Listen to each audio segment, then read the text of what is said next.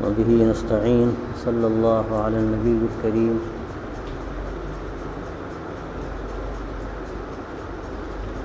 آج اعتکاف کا پہلا دن ہے اور بہت سے ہمارے نئے ساتھی بھی آئے ہیں، اس لیے ضروری معلوم ہوتا ہے کہ وہ چند ضروری باتیں عرض کر دی جائیں جن کا تعلق اعتکاف سے ہے اور یہاں کے اجتماعی قیام سے۔ اعتکاف ایک بڑی عبادت ہے، اخلاص کے ساتھ اگر کیا جائے تو سچی بات یہ ہے کہ اہم ترین عبادتوں میں سے، اس لیے کہ آدمی اللہ کے گھر میں آ کر پڑ جاتا ہے کہ اس امید میں کہ جو دنیا کے انتشار میں وقت گزرا ہے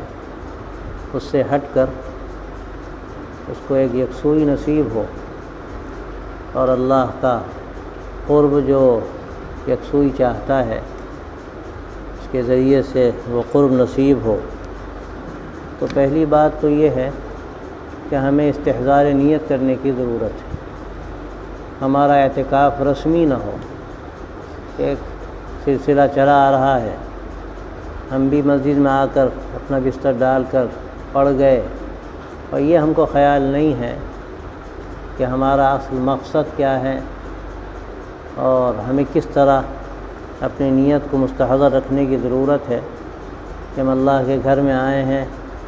اور یہ 10 دن کی نیت، اعتکاف کی نیت ہم نے کی ہے جو کہ سنت ہے، اللہ کے رسول صلی اللہ علیہ وسلم کا یہ مستقل معمول تھا، کبھی اس میں تخلف نہیں ہوا۔ تو یہ ایک بڑی نعمت ہے اللہ کی،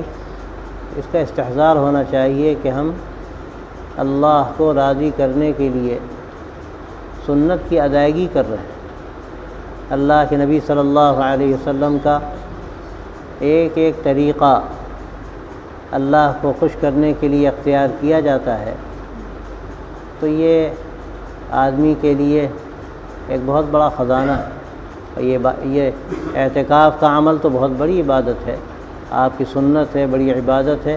اللہ کو راضی کرنے کے لیے اعتکاف ہمیں کرنا ہے، یہ ایک رسمی چیز نہ ہو کہ ہم پڑھ گئے آ کر مسجد میں، ہمیں خیال بھی نہ ہو کہ ہم کیوں یہ اعتکاف کر رہے ہیں۔ دوسری بات یہ ہے کہ اعتکاف یکسوئی چاہتا ہے، یکسوئی جتنی زیادہ ہوگی اس کا فائدہ اتنا ہی زیادہ ہوگا۔ اب اگر ہم مسجد میں آ کر اپنا اس کو گھر بنا لیں، جو ہمارے معمولات گھر کے ہیں، باہر کے ہیں، مسجد کے باہر کے، وہی معمولات یہاں بھی رہیں، تو اس اعتکاف کا کیا بڑا فائدہ ہے۔ اور پھر مسجد کا جو حق ہے اس میں بھی بہت کچھ حق تلفی کی شکلیں ہوں گی۔ تو دوسری بات یہ ہے کہ ہم یکسوئی اختیار کرنے کی کوشش کریں، اور یکسوئی جو ہے اس میں ایک بات یہ کہ ہم مجلسیں نہ لگائیں، آپس میں بیٹھ کر باتیں نہ کریں۔ بہت سے بھائیوں کو دیکھا ہم نے کہ لیٹے لیٹے باتیں کر رہے ہیں، سونے کے لیے لیٹے، رات کے 12 بج گئے، 12:30 بج گئے، 1 کے قریب ہو رہا ہے اور لیٹے لیٹے باتیں کر رہے ہیں۔ تو بھائی یہ اس سے بہتر ہے کہ آدمی بیٹھ کر کچھ تلاوت کرے۔ اگر نہیں نیند آ رہی ہے تو وہ سونا فرض تو نہیں ہے، بہت اچھی بات ہے، آدمی جاگے، عبادت میں مشغول ہو۔ تو یکسوئی چاہیے اس میں، ایک تو یہ کہ باتیں نہ ہوں، سب سے زیادہ نقصان باتوں سے ہوتا ہے اور سب سے زیادہ مرض ہم لوگوں کے اندر باتیں کرنے کا ہے۔ اور عجیب بات یہ ہے کہ زور زور سے بولنے لگتے ہیں، یہ بھی خیال نہیں ہوتا، ایک تو نقصان اپنا ہے، یکسوئی میں خلل خود اپنے لیے خلل ڈال رہے ہیں اور دوسروں کی بھی یکسوئی متاثر کر رہے ہیں۔ باتیں کریں گے، کوئی تلاوت کر رہا ہے، کوئی ذکر کر رہا ہے، کوئی سو رہا ہے، سب کے لیے حرج ہے اس میں۔ کوئی ضروری بات کرنی ہے، آپ منٹ میں، آدھے منٹ میں آپ بات کہہ دیجیے۔ بیٹھ کر باتیں کرنا یا لیٹ کر باتیں کرنا انتہائی مضر ہے۔ اس کے علاوہ باتوں ہی میں یہ بھی شامل ہے کہ موبائل کا بے ضرورت استعمال کر رہے ہیں۔ ہم نے کل بھی عرض کیا یا پہلے بھی عرض کیا تھا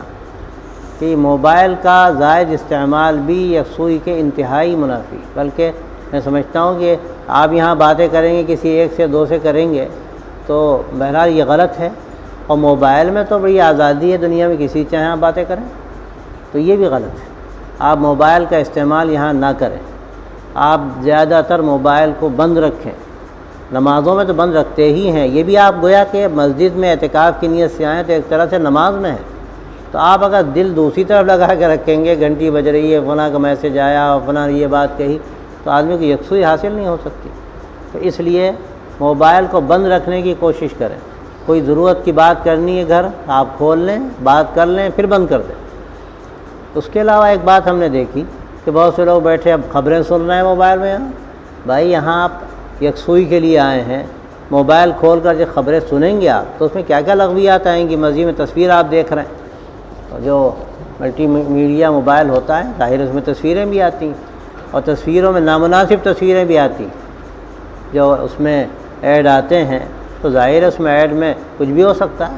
تو مسجد میں آپ یہ سب تماشے کریں گے تو اس سے تو بڑا نقصان ہوگا، جو یکسوئی ہے انتہائی متاثر ہوگی۔ کل میں نے دیکھا کوئی صاحب خبریں سن رہے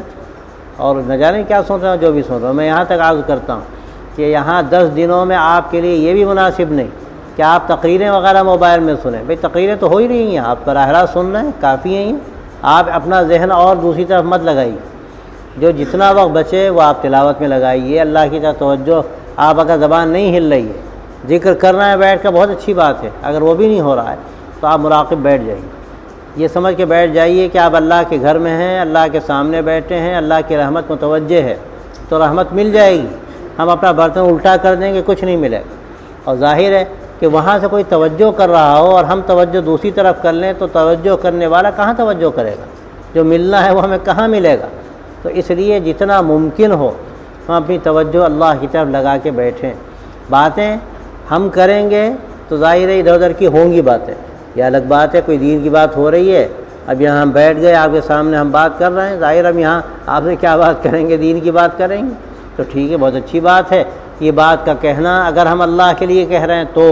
اور بات کا آپ کا سننا اس میں بھی شرط ہے کہ اللہ کے یہ سن رہے ہیں تو یہ سب عبادت ہے، لیکن ہماری نیت خدا نخواستہ خراب ہے تو یہ کچھ بھی نہیں ہے، سب بیکار ہے۔ تو اس لیے اپنے وقت کو یکسو کرنے کی کوشش کریں، یہ 10 دن بڑے قیمتی ہیں، یہ گویا کہ میں نے کل بھی عرض کیا، یہ سال بھر کا خلاصہ ہے، سال بھر کا 12 مہینے کا خلاصہ رمضان ہے، اور رمضان کا خلاصہ یہ 10 دن ہے، اس میں اگر ہمیں کچھ مل گیا تو یہ سال بھر ہمارے کام آئے گا۔ بیٹری جیسے چارج ہوتی ہے، پہلے بھی بات عرض کی گئی تھی، بیٹری چارج ہو گئی، صحیح چارج ہوئی، کوئی مانع نہیں ہے، کنیکشن صحیح ہے، تو یہ بیٹری چارج ہونے کے بعد جتنی دیر کے لیے آپ کو ضرورت ہے وہ کام دے گی، اور اگر چارجنگ صحیح نہیں ہوئی تو پھر کیا ہوگا، کیا ملے گا؟ تو یہ تو ہم یہاں چارجنگ کے لیے آئے ہیں، اپنے ایمان کو مضبوط کرنے کے لیے آئے ہیں، پھر خدا نخواستہ اگر اپنا وقت اس میں ہم ضائع کریں تو یہ مناسب نہیں، جتنا ممکن ہو تلاوت میں اور اذکار میں، درود شریف میں، استغفار میں، ان اوراد میں وقت گزاریں، اور اگر بہت تھک گئے تو تھوڑا بیٹھ کر آپ اللہ کی طرف متوجہ ہو جائیں، اس میں بھی تھک گئے لیٹ جائیے، سو جائیے، آپ کا سونا بھی عبادت ہے، کیسی نعمت ہے اللہ کی، سونا بھی عبادت ہے، لیکن میں نے عرض کیا کہ اللہ کا گھر سمجھ کر سوئیں، اپنا گھر سمجھ کے نہ سوئیں، اللہ کے گھر سمجھ کے سوئیں، تھوڑی توجہ کے ساتھ سوئیں، آداب کے ساتھ سوئیں، سوتے وقت ضرور کوئی چیز اپنی بچھائیں، چادر ہو، موٹی چیز ہو، بچھا کر سوئیں، یہ آداب مسجد میں شامل ہے۔ یہ دوسری بات ضروری ہے کہ ہم مسجد کے ماحول میں ہیں تو ہمیں مسجد کا خیال رکھنا چاہیے، کوئی ایسی چیز نہ ہو جس سے مسجد کی تلویث ہو، مسجد گندی ہو، یہاں تک کہ لکھا ہے حضرات علماء نے کہ داڑھی میں کوئی چیز تنکا پھنسا ہے، کوئی چیز ہے، نکالا مسجد میں ڈال دیا، یہ بھی آداب مسجد کے خلاف۔ آپ کوئی چیز ایسی ہے آپ اٹھا لیجئے، جیب میں رکھ لیجئے، اور باہر جا کے ڈال دیجئے جب جانا ہو، اگر فوراً جا سکتے ہو فوراً جا کے ڈال دیجئے، فوراً نہیں جا سکتے جیب میں رکھ لیجئے، جب باہر جائے تب ڈال دیجئے۔ اسی طرح لباس کا بھی خیال رکھیے کہ مسجد میں آپ ہیں تو اب بہت زیادہ لباس اتار کر سونا بھی کوئی بہت اچھی چیز نہیں ہے۔ میرا اپنا خیال تو یہ ہے کہ یہاں کرتا اتار کر سونے کی بھی ضرورت نہیں، آپ کرتا پہن کے سوئیے، یہاں یہ اللہ کا گھر ہے، تھوڑا سا یہ دھیان رہے کہ ہم کہاں پر ہیں، تھوڑا فرق ہو گھر کے سونے میں اور یہاں کے سونے میں، تو انشاءاللہ اس سے استحضار کی کسی نہ کسی درجے میں کیفیت باقی رہے گی۔ اور پھر یہ کہ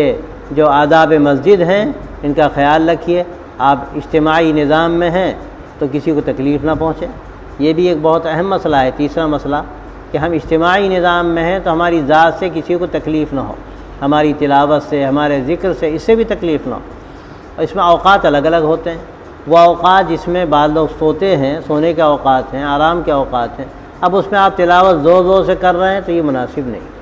یہ ایک اصولی بات میں بتاتا ہوں کہ درمیان کی جو مسجد ہے یہ درمیان یہ رات بھر کھلی رہتی ہے اور اس میں لائٹ بھی کھلی رہتی ہے، کھلی رہے گی۔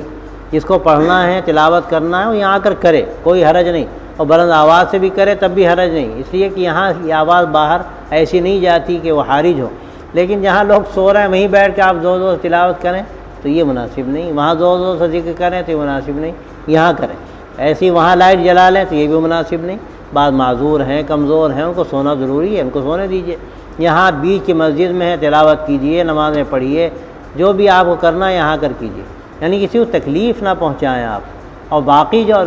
ایسے اوقات ہیں جو سونے کے نہیں ہیں تو اس میں کوئی حرج نہیں، اس میں آدمی تلاوت کر رہا ہے، ذکر کر رہا ہے، کہیں بھی کرے، کوئی فرق نہیں پڑتا۔ البتہ تھوڑا خیال رہے کہ اگر کوئی کسی وقت سو ہی گیا، اس کے بغل میں ہی سو رہا ہے، تھوڑا آواز کو ایسا کر لے کہ اس میں تکلیف نہ ہو دوسرے کو۔ تو یہ ضروری باتیں ہیں، اجتماعی نظام میں ان کا خیال رکھنا ضروری ہے۔ اور اس سے آگے بڑھ کے میں عرض کرتا ہوں کہ بہت سی چیزیں ہیں کہ جو چیزیں ہم غیر شعوری طور پہ کرتے ہیں، حالانکہ وہ مضر ہیں، نقصان دہ ہیں، اور اس سے دوسروں کو تکلیف ہوتی ہے۔ مثلا میں بار بار ہمیشہ کہتا ہوں، استنجے کے لیے جائیں گے، کسی کی چپل پہن لی اور لے کے چلے گئے، یہ انتہائی غلط طریقہ ہے، گناہ کی بات، ایذائے مسلم حرام ہے۔ آپ نے چپل پہن کے آپ اپنا کام کر رہے ہیں، اب بیچارہ ہوا آیا، آپ چپل تلاش کر رہا ہے، چپل نہیں مل رہی، آپ چور نہیں، آپ چرا کر نہیں لے گئے، لیکن آپ نے تکلیف پہنچائی، وہ آیا، اس کو چپل نہیں ملی، آپ کو گناہ ہوگا، اور رمضان کا گناہ معمولی گناہ نہیں، اور پھر ان دنوں کا، 10 دنوں کا، مبارک دنوں کا۔ تو یہ غلطی مت کریں، اپنی چپل پہنیں پھر استنجے کو جائیں، کسی کی چپل پہن کر نہ جائیں۔ استنجے کو جائیں تو وہاں صفائی کا خیال رکھیں۔ یہ طریقہ انتہائی غلط ہے کہ آپ فارغ ہو کے آ گئے، آپ نے پانی نہیں ڈالا، اب جو گیا اس کو وہاں جا کر تکلیف پہنچی، یہ بھی تکلیف پہنچانا ہے، یہ بھی گناہ کی بات۔ آپ صفائی کر کے آئیں، یہ ایک ضروری بات ہے۔ تو یہ چیزیں ایسی ہیں کہ اس سے ہم نقصان پہنچا دیتے ہیں، اپنے آپ کو، دوسرے کو تکلیف پہنچاتے ہیں، اپنے کو نقصان پہنچاتے ہیں، اس لیے کہ یہ گناہ کا کام ہے، یہ گناہ کا کام ہے۔ اور دوسرے تھوڑا سا ایثار سے کام لینا چاہیے، ثواب کا مہینہ ہے، اور ایثار میں تو اللہ کے یہاں بڑا جو ثواب ہے۔ آدمی کھانے پہ بیٹھا ہے، آدمی کہیں ایسی جگہ پر ہے، اچھی جگہ ہے، پنکھے کے نیچے ہے، گرمی کا زمانہ آ رہا ہے، آ گیا ہے بڑی حد تک، تو اب اگر تھوڑا سا اپنے بھائی کو موقع دے دیں، کوئی ضرورت مند ہے، تو اس میں آپ کے لیے بڑا اجر ہے۔ کھانے میں بھی پہلے آ گئی روٹی، آپ نے بھائی کو دے دی، اور زیادہ اہتمام دوسرے کا آپ نے کیا، اپنی فکر سے زیادہ آپ نے دوسرے کی فکر کی۔ بہرحال یہ ایسا عمل ہے کہ اس سے بہت ترقی ہوتی ہے۔ بعض ہمارے بزرگوں نے یہ بات لکھی ہے کہ کھانے پر آدمی پہچانا جاتا ہے کہ اس کے اندر ایثار ہے یا خود غرضی ہے۔ اس میں اگر وہ ایثار سے کام لیتا ہے، اچھی چیز دوسرے کو کھانے کے لیے دے دیتا ہے، تو یہ بھی بہت سلوک کے راستے میں خاص طور سے بہت اعلیٰ درجے کی چیز، اس سے ترقی بہت تیز ہوتی ہے۔ تو آدمی دوسرے کا خیال رکھے۔ اور کل یہ بات میں نے عرض کی تھی کہ یہ وضو خانہ جو ہے، اس میں جو حصہ مسجد کی طرف ہے وہ مسجد کا حصہ ہے، اور جو حصہ ندی کی طرف ہے وہ مسجد سے باہر ہے۔ تو جو ہمارے معتکفین حضرات ہیں وہ ادھر کے حصے میں وضو کریں، اور یہ بھی احساس والی بات ہے، جو غیر معتکف ہیں وہ اس کا خیال رکھیں کہ وہ اگر ادھر چلے جائیں گے تو یہ ادھر جگہ خالی ہو جائے گی۔ ایک بات اس میں اور ہوتی ہے کہ ہم بیٹھ کر وضو کرتے ہیں، کبھی اسی کے اوپر چڑھ کے بیٹھ جاتے ہیں، اور جو پتھر ہے بیٹھنے والا اس کو گیلا کر دیتے ہیں، اور بعض مطلب کم نظر کے لوگ جاتے ہیں اسی پہ بیٹھ جاتے ہیں، اب وہ پریشانی ہوتی ہے ان کو۔ تو یہ بھی مناسب نہیں، وہی پتھر کیوں ہیں؟ بیٹھنے کے لیے ہیں، اس پر پانی ڈالنے کے لیے نہیں ہے، تو ان کو بھی صاف رکھیں، ان کو نہ بھگوئیں تو بہتر ہے، تاکہ بعد میں آنے والا بیٹھے تو اس کو تکلیف نہ ہو۔ یہ بہت چھوٹی چھوٹی باتیں ہیں، اس کا انشاءاللہ اگر ہم خیال رکھیں گے تو اس کا ہمیں بڑا فائدہ ہوگا۔ اور مسجد کی تعظیم کا بہت زیادہ ہمیں دھیان رکھنا چاہیے کہ حضرت سید صاحب رحمۃ اللہ علیہ ہیں تو یہ بات فرمائی، اور کئی جگہ ان کے حالات میں یہ بات دیکھی کہ اگر آدمی مسجد کی تعظیم کرے گا، ادب کرے گا، احترام کرے گا، تو یہ اس کے لیے بڑی ترقی کا ذریعہ ہے، اس کے لیے بڑی ترقی کا ذریعہ ہے۔ اور حضرت سید صاحب رحمۃ اللہ علیہ کے سلسلے کے واقعات بھی ہیں کہ ایک مرتبہ دہلی میں تھے، مسجد غالباً اکبر آبادی مسجد میں، جو اب تو ختم ہو گئی، یہ انگریزوں کے زمانے میں اس کو ڈھا دیا گیا تھا،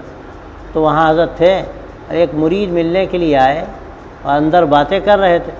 باتیں کرتے کرتے اچانک ان کو استفراغ ہوا، یعنی قے ہونے لگی۔ سید صاحب نے یہ دیکھا تو فوراً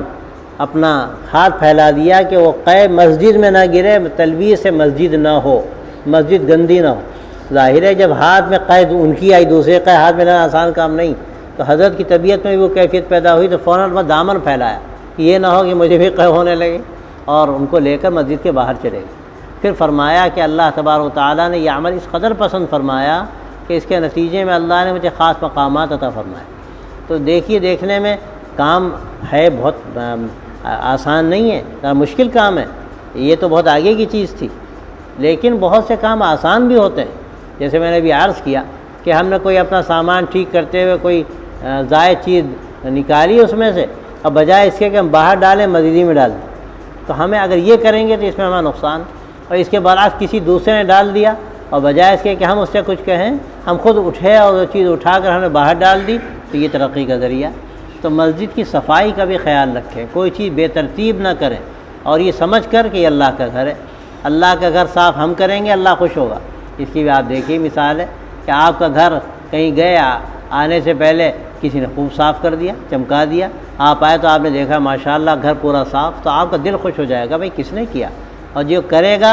اس کو آپ دل سے دعا دیں گے، دل سے دعا نکلے گی۔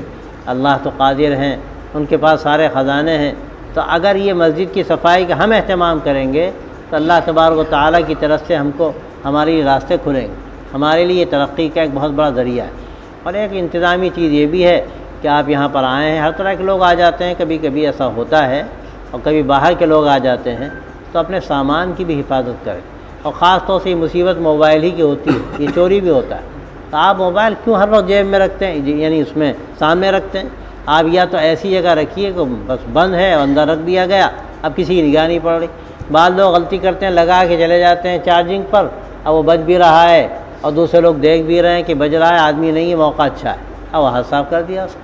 تو اس کی حفاظت کریں، آپ اندر رکھ دیں، اور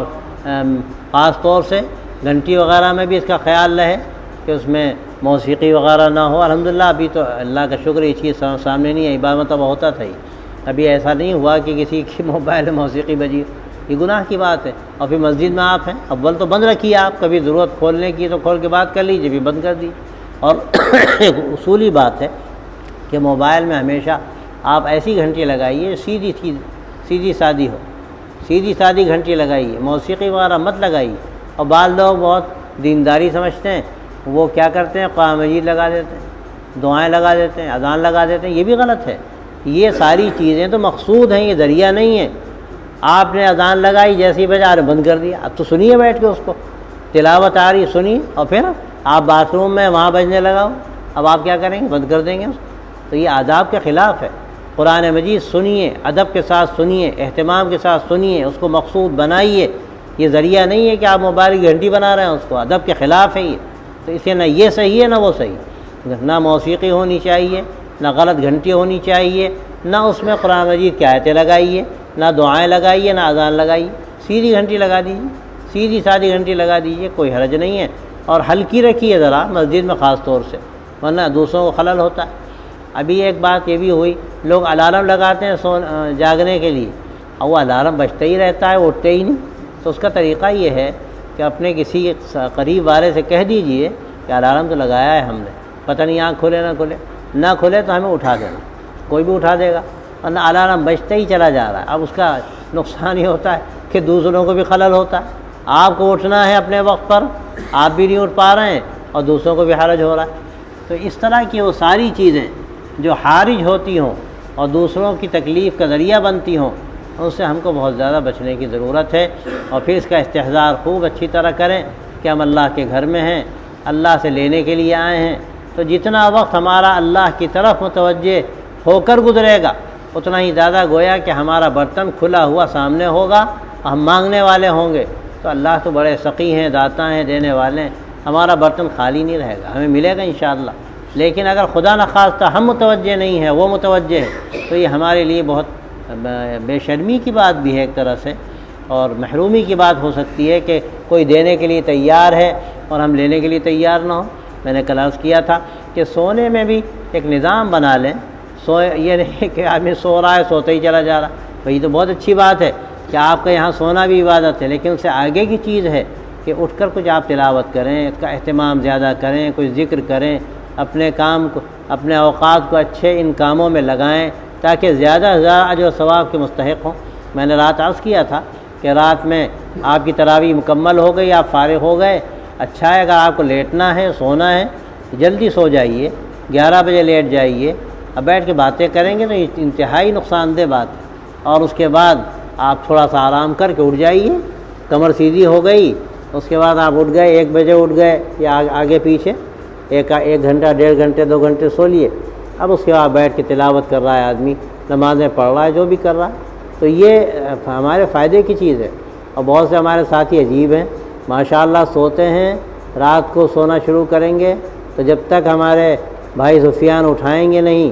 آ کر زبردستی زور زور سے اٹھائیں گے نہیں، اٹھیں گے نہیں وہ آسانی سے، اور 5 دفعہ 4 دفعہ اٹھانا پڑتا، اور پھر کمال یہ ہے کہ نماز پڑھ کے پھر سوئیں گے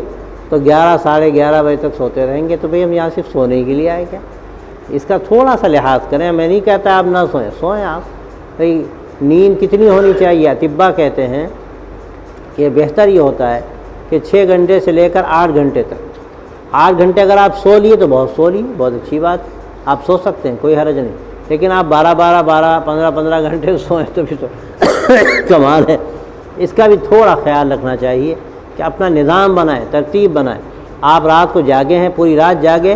کوئی حرج نہیں، آپ سو لیں، 11 بجے تک بھی سوئیں، کوئی حرج نہیں، 11 بجے اٹھ جائیں، 11:15 تک اٹھ جائیں، اچھی بات ہے۔ اس لیے کہ 5 بجے آدمی لیٹ سکتا ہے، نماز سے فراغت کے بعد تو بہت وقت ہو جاتا ہے۔ 5 سے اگر سو جائے آدمی تو 10 بجے 5 گھنٹے ہو جائیں گے، اور 11 بجے 6 گھنٹے ہو جائیں گے، اور پھر تھوڑا سا آپ کو موقع مل جائے گا، ظہر بعد تھوڑا آرام کر سکتے ہیں، تو یہ سب ملا کے ہو جائے گا۔ تو اس کا تھوڑا سا لحاظ رہے کہ ہر چیز میں اعتدال ہو، بے اعتدالی ہمارے لیے مضر ہے۔ تو یہ چھوٹی چھوٹی چند باتیں تھیں جن کا کہنا ضروری تھا۔ اس کا انشاءاللہ اگر ہم خیال رکھیں گے تو ہمارا وقت اچھا گزرے گا، اور اللہ کے یہاں سے بہت کچھ انشاءاللہ ہم کو ملے گا۔ قرآن مجید رکھنے میں بھی خیال رکھیں، یہ اللہ کا کلام ہے، مصحف ہے، ایسا رکھتے ہیں جا کے جیسے عام کتاب رکھ دی، تھوڑا اہتمام کے ساتھ اور ادب کے ساتھ رکھیں، ہر جگہ نہ رکھ دیں، اور سلیقے سے رکھیں، یہ نہیں کہ ٹیڑھا ہے اب بس رکھ دیا اور اٹھ کے آ گئے۔ ادب سے جیسے طریقہ ہوتا ہے ادب سے رکھیں، سیدھا رکھیں، دیکھنے میں بھی ٹھیک لگے اور یہ محسوس ہو کہ ہم تعظیم کر رہے ہیں۔ اور یہ سارے شاعر اللہ ہیں، اللہ کا کلام ہے، اللہ کا گھر ہے، یہ ساری چیزیں اللہ کی نسبت رکھنے والی ہیں، ان کو شاعر اللہ کہا جاتا ہے۔ قرآن مجید میں وَمَن يُعَظِّمْ شَعَائِرَ اللَّهِ فَإِنَّهَا مِن تَقْوَى الْقُلُوبِ، کہ جو شاعر اللہ کی عظمت کرے، تعظیم کرے دل سے، تو یہ دل کے تقوی کی تو بات ہے۔ جب آدمی تعظیم کرے گا، کیوں تعظیم کر رہا ہے؟ ان کو بڑا سمجھتا ہے، اللہ کی طرف نسبت ہے، تو یہ دل کے تقوی کی چیز، تو اس لیے ان باتوں کا خیال رکھنا چاہیے۔ اللہ کے گھر میں ہم ہیں، اللہ کے مسجدوں کا خیال اور قرآن مجید کا خیال کہ بے ادبی نہ ہو، نیچے رکھا نہ جائے، اور پڑھنے میں بھی تھوڑا خیال رکھا جائے، ادب کے ساتھ احترام کے ساتھ پڑھے آدمی۔ موبائل میں قرآن مجید پڑھنے کا جو مسئلہ ہے وہ سب جانتے ہیں کہ اس میں کوئی حرج نہیں ہے، موبائل میں قرآن مجید کو پڑھ سکتے ہیں، تمام ہمارے بڑے علماء اس پر متفق ہیں، تو آپ موبائل میں پڑھنا چاہتے ہیں آپ پڑھیں، کوئی حرج نہیں۔ لیکن اچھا ہوتا ہے کہ آدمی اگر وقت ہے آرام سے سامنے قرآن مجید سامنے رکھ کر پڑھے تو اس کا لطف ایک الگ ہوتا ہے۔ باقی کوئی ادنا حرج نہیں ہے، موبائل میں پڑھنے کی پوری طرح سے اجازت ہے، آدمی موبائل میں تلاوت کر سکتا ہے۔ تو ان باتوں کا انشاءاللہ خیال رکھیں گے تو اس سے ہمیں فائدہ ہوگا۔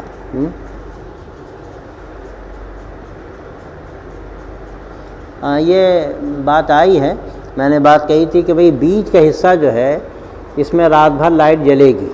اور یہاں لوگ رات بھر پڑھیں گے۔ بہتر یہ ہے کہ چونکہ ابھی بہت زیادہ مجمع نہیں ہے اور ایسا نہیں کیا جگہ نہ ہو دائیں بائیں اور آگے، تو بہتر یہ کہ یہاں سونے کا نظام نہ رکھیں۔ سونے کا نظام آگے حصے میں اگر جگہ وہاں بھر گئی ہے تو دائیں بائیں بھی خالی جگہ ہے، خاصی خالی جگہ موجود ہے، میں نے دیکھی ہے، تو وہاں پر بستر لگا لیں۔ بیچ کے حصے میں بستر نہ لگانا ہی بہتر ہے، اس لیے کہ یہ حصہ تاکہ نماز پڑھنے والوں کے لیے، تلاوت کرنے والوں کے لیے رہے اور دشواری نہ ہو۔ ٹھیک، واہ۔ نہیں کپڑے اتارتے ہیں بس نکال کپڑے اتار کر آپ کوٹی پہ ٹانگ سکتے ہیں. میں نے ایک بات کہی نا کہ اچھا ہوتا ہے کہ آدمی نے زیادہ کپڑے نہ اتارے, کرتا وغیرہ پہن کے سونا اچھا ہے مسجد میں. حضرت رحمۃ اللہ علیہ نے ایک مرتبہ, ہم حالانکہ مسجد میں نہیں تھے لیکن اس کی ضرورت ایسی اختیار نہیں ہے, عام جگہ پہ تھے, حضرت کے ساتھ تھے. ہم رات کا کرتا اتار کے لیٹ گئے, لنگی پہنے ہوئے تھے, اور رات کو حضرت کو اٹھنے کی ضرورت ہوئی تو ہم ایک دم سے گھبرا کے اٹھے, کوئی دوا کی ضرورت تھی کیا. ہم کو دیکھا فرمایا اچھا کرتا اتار کے سوتے ہو. تو ہم عام جگہوں پر کہیں سفر وغیرہ میں ہوں اچھا نہیں معلوم ہوتا کہ آدمی کرتا اتار کے سوئے. اپنے گھر میں ٹھیک ہے آپ کرتا اتار کے سوئیں, اچھا ہی ہے وہ, لیکن مسجد میں تو کم از کم تھوڑا سا خیال رہے. اگر کوئی حرج نہ, بعضوں کی عادت ایسی ہوتی ہے کہ بغیر ان کو کرتا اتارے نیند ہی نہیں آئی تو ٹھیک ہے کوئی حرج نہیں, بہتر ہے اتار دیں, وہ ٹانگ دیں, لیکن جیب میں پیسے نہ ٹانگیں. معلوم 5,000 روپے جیب میں ٹانگ دیے, کرتا بھی ٹانگ دیا کھوٹی پر اور آدمی طاق میں. بہت سے لوگ ایسے ہوتے ہیں جو چکر میں رہتے ہیں کہ کہاں موقع ملے, تو آپ چوروں کو موقع نہ دیں. بعض ہم خود دوسروں کو چور بنا دیتے ہیں, اس میں بھی احتیاط رکھنی چاہیے کہ پیسے وغیرہ جیب میں نہ رکھیں, جیب میں رکھیں تو کرتا پہنے ہوئے ہوں, تھوڑا سا دھیان بھی رکھیں.